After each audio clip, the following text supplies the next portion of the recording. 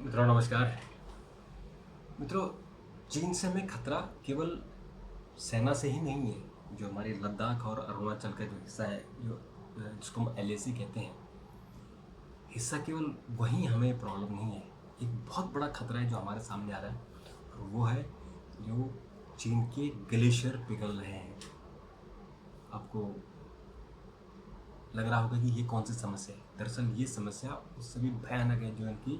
जो ये परमाणु बम बना रहे हैं, जो ये आसमान में इन्होंने अपना सूरज बना दिया है, चांद पर इन्होंने कॉलोनी बसा दी है, और ये जितनी एक्टिविटीज़ कर रहे हैं, इसके कारण जो क्लाइमेट चेंज की प्रॉब्लम आ रही है, जो धरती का तापमान बढ़ रहा है।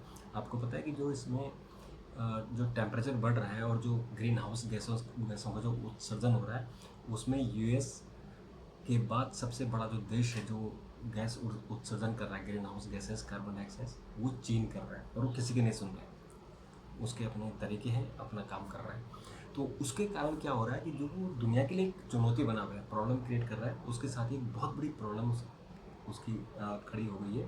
और वो है कि जो हिमालय रीजन में ग्लेशियर है वो तेज़ी से पिघल रहे हैं, और ग्लेशियर लेक यानी ग्लेशियर पिघलने के कारण जो झील बन गए हैं, प्राकृतिक झील, उनका आकार बढ़ गया है, और वो ऐसे मुहाने पर खड़े हो गए कि अगर वो टूटेंगे तो विस्फोट होगा। वो टूटेंगे तो 2013 का केदारनाथ की आपदा आप याद कीजिए।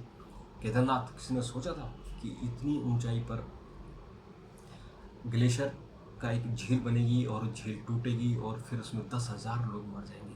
तो भगवान केदारनाथ की कृपा थी, भगवान शिव की, कि मंदिर बच गया। एक पत्थर आया और उस पत्थर ने सारा जो लोड था वो अपने ऊपर ले लिया और मंदिर बच गया।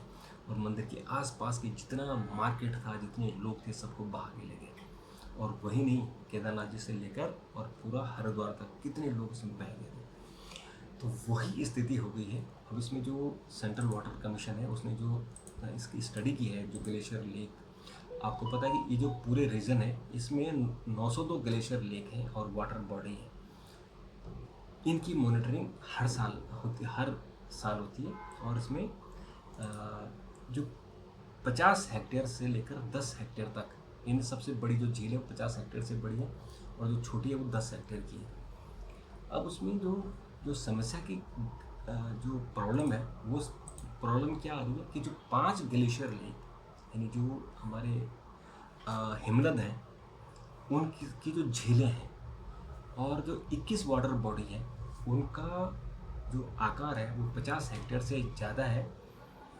उनकी स्थिति बहुत ख़राब है। उनकी स्थिति क्या ख़राब है कि वो कभी भी डिजास्टर में बदल सकते हैं। वो ग्लेशियर लेक और वाटर बॉडी वो इंक्रीज हुए हैं, जिनका उनका जो आकार था उसमें वो 40% इंक्रीज हो गए। इसलिए अगर हम 10 सालों की स्टडी करें तो वो क्यों इंक्रीज हो गए, क्योंकि बर्फ़ पिघल गया तो पानी कहाँ जाएगा, पानी बढ़ेगा, और आसपास का जो इलाका था वो भर गया। तो वो जहाँ नेचुरल झील बन जाती है, जहाँ पहाड़ इस तरह से बना था कटोरे जैसा, वो झील बन जाती है। तो 40% ज़्यादा हो गया। 4 ग्लेशियर लेक और 16 वाटर बॉडी हैं, जो तालाब है, जो झील है, वो चीन में है। मैंने कहा ना कि चीन से प्रॉब्लम है। तो जो 5 सबसे खतरनाक हैं, वो उनमें से 4 चीन में है, और जो 21 झील है उनमें से 16 चीन में यानी ग्लेशियर, 5 ग्लेशियर झील और 21 साधारण झील, इनमें से 4 ग्लेशियर झील और 16 सामान्य पानी की झील वो चीन में है।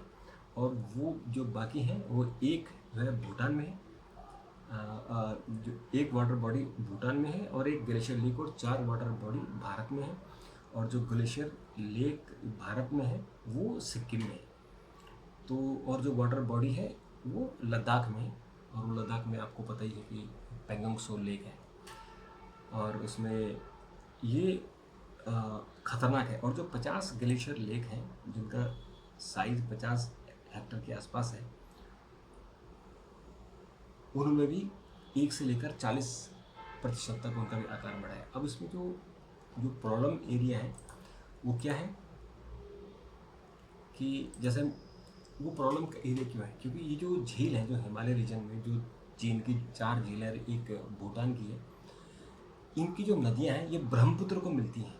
कौन कौन सी, जैसे मैं बताऊँ कि एक झील है, इन्होंने नंबर दिए हुए, जो लेक आईडी 120 नंबर की है ये चीन की है, और ये वाटर बॉडी है, और ये ब्रह्मपुत्र झील में आती है, और ये दिबांग झील है, दिबांग नदी है, जो दिबांग और लोहित और दिहांग, ये जो है ये आती हैं और फिर ब्रह्मपुत्र बन जाती है, भारत में आके ब्रह्मपुत्र बन जाती है। यानी जब ये प्रवेश करती हैं अरुणाचल प्रदेश से, तो तब तक इनका नाम अलग अलग होता है। तो प्रवेश करती हैं तो ये लोहित होती हैं, उससे पहले वो दिहांग होती है, फिर दिबांग होती है, और फिर वो लोहित बनकर फिर ब्रह्मपुत्र बन जाती है। और ये फिर ब्रह्मपुत्र, आपको पता है कि सबसे बड़ी झील, जो सबसे बड़ा आकार है, वो ब्रह्मपुत्र का है भारत में। तो अगर वो आगे, तो समझो हमारा नॉर्थ ईस्ट का क्या हाल होगा।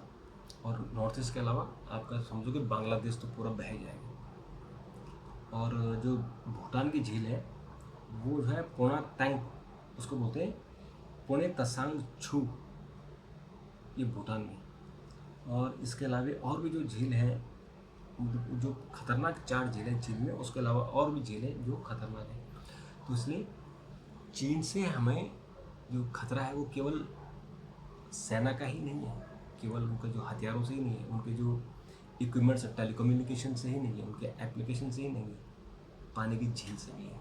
और जब ये झील टूटेंगी तो बहुत मुश्किल होगा। इसलिए क्लाइमेट चेंज की समस्या सबके लिए बराबर की समस्या है, इससे बचना बहुत जरूरी है। तो मित्रों, अगर आपके कमेंट हो तो ज़रूर दीजिएगा, इस पर हम फिर बात करेंगे। नमस्कार, थैंक यू, धन्यवाद।